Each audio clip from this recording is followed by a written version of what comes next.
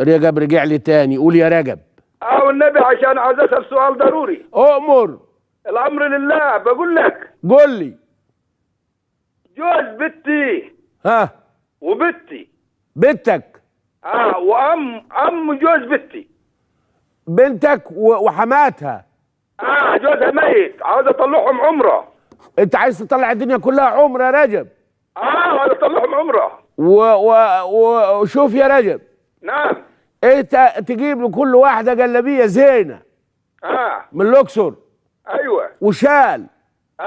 و2 كيلو فاكهه. و4 لحمه. اللحمه بكام في الاقصر دلوقتي يا رجب؟ الجيش ربنا يبارك فيه خلاها لنا ب50. الجيش ب50. تجيب لكل واحده 4 كيلو. تمام. وتحطهم في الثلاجه. تمام. وهم مش عليهم عمره اصلا. ليه؟ ما دام مش قادرين. لا يا ابوي انا عاوز اطلعهم، هم ظروفهم حلو. لا ما حدش طلع حد يا رجب. ما ينفعش. ما ينفعش الا اذا كنت مليونير. لا انا مش مليونير. خلاص لو مليونير يا رجب طلعهم هديه. لو مش مليونير زي ما قلت لك جيب 2-3 كيلو لحمه. وفاكهه. وانت راجع بالسلامه كل واحده جلابيه وشال. طب لو عندي امكانيه يعني مليونير. لا مش يعني نروح القرشين اللي معانا يا رجب.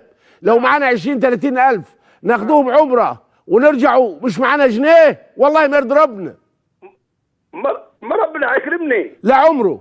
والله هيكرمني. ما انا طلعت عمره. ربنا مش بيكرم الهبل يا رجب ولا اللي مش حافظين الدين يا رجب. وهو قال ولله على الناس حج البيت من استطاع اليه سبيلا. استطاع هو، مش رجب ولا ابوه ولا امه، ولا في حاجه اسمها حج امي، ولا خلي امي تعمل عمره. دجل. امك ما دام مش قادره من بيت ابوها وفلوسها الخاصه بيها لا عليها حاج ولا عليها عمره. فاهم كلامي؟